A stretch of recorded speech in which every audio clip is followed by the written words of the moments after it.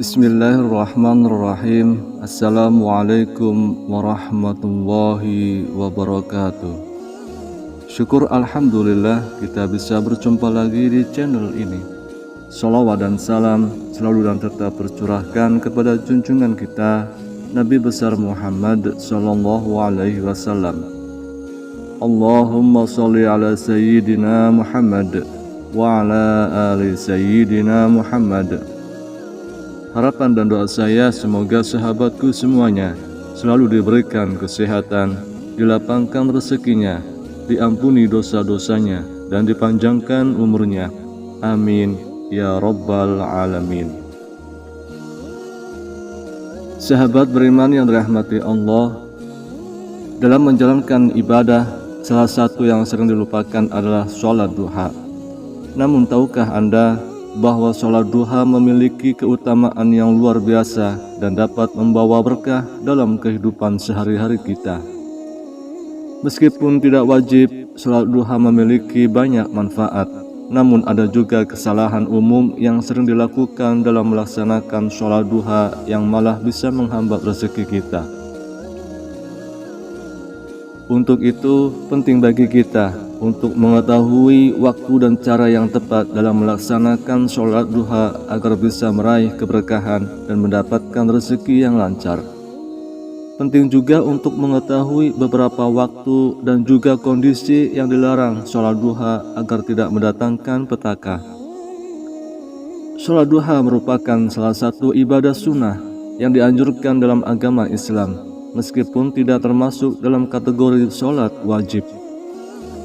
Ibadah ini dilakukan pada waktu antaranya terbitnya matahari hingga sebelum azan zuhur. Dalam prakteknya, sholat duha tidak hanya memberikan manfaat bagi kehidupan spiritual, tetapi juga mempengaruhi aspek jasmani dan materi.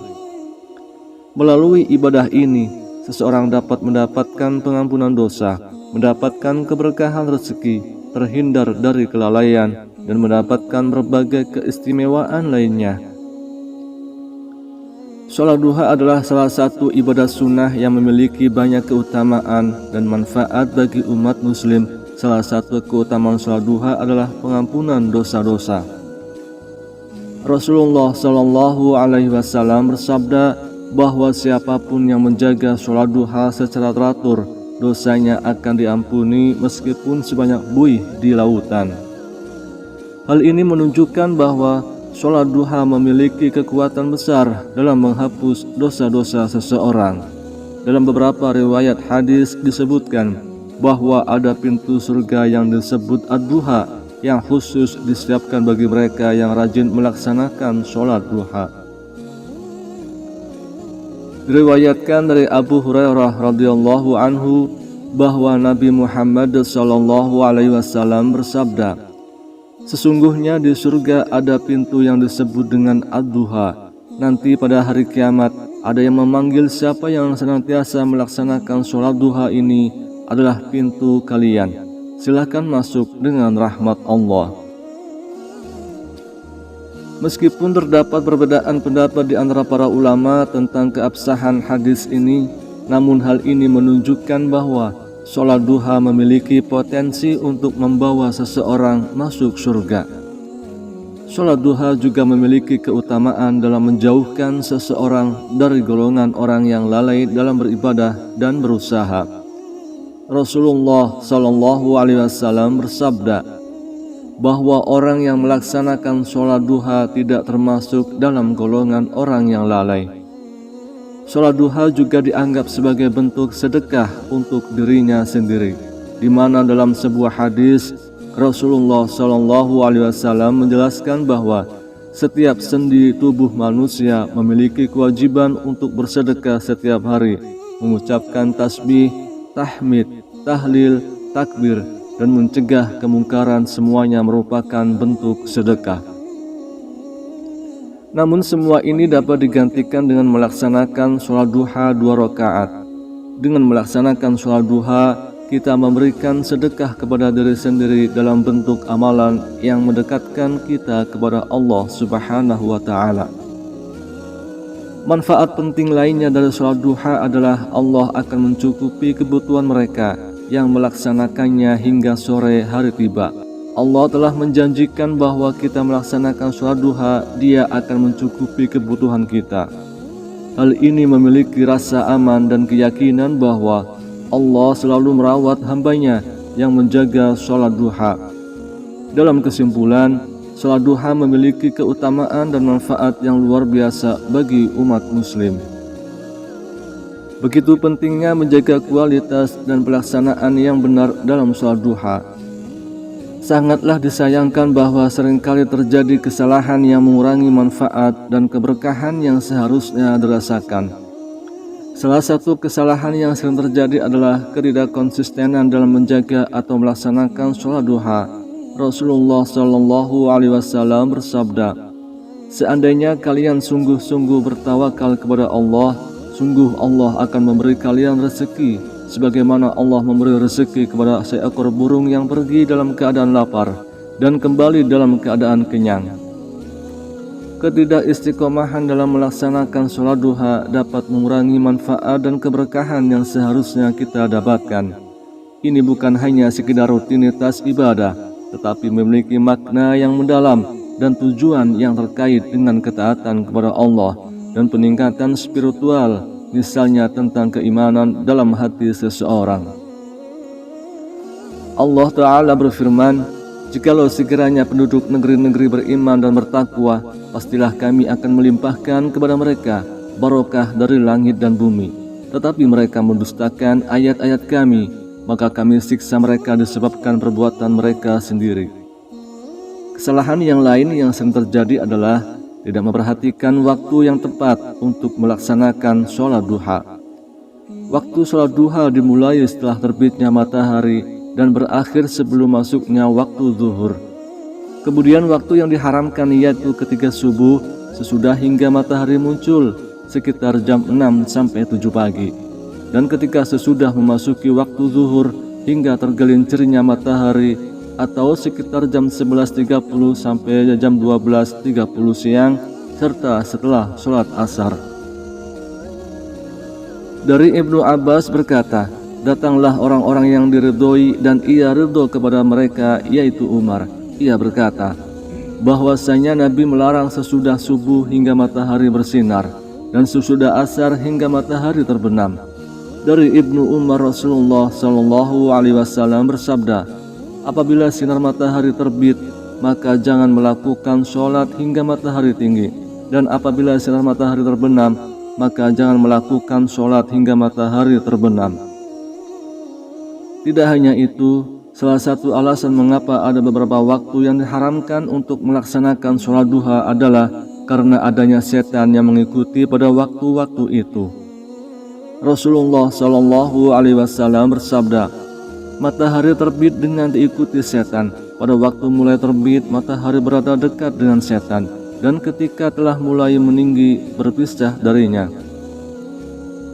Pada waktu matahari berada tepat di tengah-tengah langit, ia kembali dekat dengan setan, dan ketika setelah zawal, ia berpisah darinya, dan pada waktu hampir terbenam, ia dekat dengan setan, dan setelah terbenam, ia berpisah lagi darinya." Mengabaikan waktu yang telah ditentukan dapat mengurangi keberkahan dan manfaat yang seharusnya didapatkan dari sholat duha dan malah mengundang petaka. Jika melakukan kesalahan ketika melaksanakan sholat duha, penting untuk menghayati setiap rakaat yang dilakukan sholat duha. Bukan hanya sekedar gerakan fisik, tetapi juga merupakan momen untuk berkomunikasi dengan Allah Subhanahu wa Ta'ala dan memperkuat ikatan spiritual. Mengerjakan sholat seharusnya secara khusus dan ikhlas, bukan seperti orang yang meminta imbalan, apalagi meminta imbalan tanpa melakukan sebuah usaha. Beberapa ulama memberikan nasihat, sholat duha disunahkan oleh Nabi Muhammad kepada sahabat-sahabatnya yang rajin bekerja. Nabi mengajarkan kepada mereka yang aktif bekerja di pagi hari untuk melaksanakan sholat duha di tengah kesibukan mereka. Beberapa ulama juga menjelaskan bahwa untuk menjadi kaya dengan sholat duha, sholat tersebut harus dilakukan ketika seseorang sibuk bekerja, namun teringat pada Tuhannya. Kesalahan umum yang sering terjadi adalah ketika sholat duha hanya berfokus pada permohonan duniawi dan seperti permintaan yang tidak bisa ditawar. Ketahuilah bahwa ibadah memiliki cakupan yang lebih luas daripada sekedar kebaikan. Karena setiap kebaikan adalah ibadah, namun tidak setiap ibadah memiliki nilai kebaikan. Pernyataan yang berbeda tetapi sejalan dengan hal itu juga pernah disampaikan oleh seorang ulama yang menyatakan bahwa sholat duha seringkali dianggap sebagai ibadah yang dapat mengalirkan rezeki.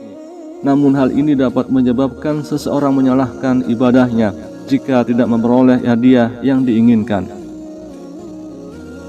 Meskipun demikian, jika seseorang muslim tetap mengkhususkan sholat duha untuk hal-hal yang bersifat dunia, maka Allah telah memberikan peringatan melalui firman-Nya dalam Al-Quran.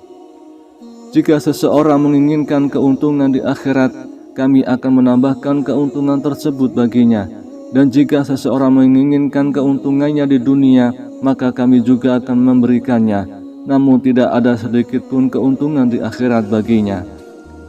Dalam kitab Tafsir Al-Mukhtasar dijelaskan bahwa seluruh ibadah seorang hamba yang hanya menginginkan kekayaan duniawi tidak akan mendapatkan imbalan sedikit pun di akhirat, karena mengutamakan urusan dunia daripada urusan akhirat. Maka dari itu, mengabaikan penghayatan dalam sholat duha dapat membuat ibadah tersebut menjadi sekedar rutinitas tanpa makna yang mendalam. Kesalahan berikutnya yang sering terjadi adalah tidak mengamalkan keutamaan sholat duha dalam kehidupan sehari-hari. Sholat duha seharusnya menjadi pemicu untuk meningkatkan kualitas kehidupan secara keseluruhan, termasuk dalam berbagai aspek seperti akhlak, pekerjaan, hubungan sosial, dan lain sebagainya. Kita ambil contoh untuk masalah sedekah. Perumpamaan nafkah yang dikeluarkan oleh orang-orang yang menafkahkan hartanya di jalan Allah adalah serupa dengan sebutir benih yang menumbuhkan 7 bulir. Pada tiap-tiap bulir 100 biji, Allah melipat gandakan ganjaran bagi siapa saja yang Dia kehendaki. Dan Allah maha luas karunia-Nya, lagi maha mengetahui. Walaupun sholat duha kita rajin, namun kita melupakan sedekah, Allah juga tidak sudi memberi rezeki karena kita tergolong orang yang kikir. Begitu pula jika kita rajin sholat duha namun masih suka bermaksiat, Allah malah memberi kita yang pedih, dan apa saja musibah yang menimpa kita maka adalah disebabkan oleh perbuatan-perbuatan tanganmu sendiri. Dan Allah memaafkan sebagian besar dari kesalahan-kesalahanmu. Mengabaikan implementasi keutamaan sholat duha dalam kehidupan sehari-hari dapat membuat manfaat yang terbatas dengan konteks ritual semata.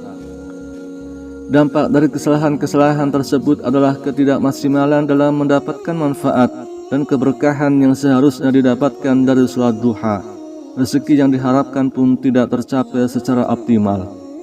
Oleh karena itu, penting bagi setiap individu yang melaksanakan sholat duha untuk menghindari kesalahan-kesalahan tersebut dan memperbaiki pelaksanaan ibadah ini dengan sebaik-baiknya. Sahabat beriman yang dirahmati Allah, dari paparan ini dapat disimpulkan beberapa hal terkait sholat duha. Sholat duha memiliki banyak keutamaan dan manfaat bagi kehidupan spiritual dan jasmani kita. Beberapa keutamaan tersebut antara lain dosa diampuni, potensi masuk surga lewat pintu ad-duha, terhindar dari kelalaian, sedekah untuk dirinya sendiri, dan dicukupi kebutuhan oleh Allah Subhanahu wa Ta'ala. Namun perlu diingat bahwa melaksanakan sholat duha bukanlah jaminan untuk mendapatkan kekayaan materi. Rezeki yang diberikan Allah tidak selalu berbentuk harta, melainkan dapat berupa kesejahteraan hidup, kebahagiaan, dan keberkahan dalam berbagai aspek kehidupan. Itulah keutamaan dan manfaat sholat duha bagi kehidupan kita, serta waktu yang dilarang untuk kita melaksanakan sholat duha. Wallahu a'lam bishawab. Demikian yang bisa saya bagikan. Semoga bermanfaat untuk kita semua. Amin ya rabbal alamin. Terima kasih atas perhatian. Mohon maaf atas segala kesalahan. Subhanakallahumma wa bihamdika asyhadu an la ilaha illa anta astaghfiruka wa atubu ilaik. Walhamdulillahi rabbil alamin. Assalamualaikum warahmatullahi wabarakatuh.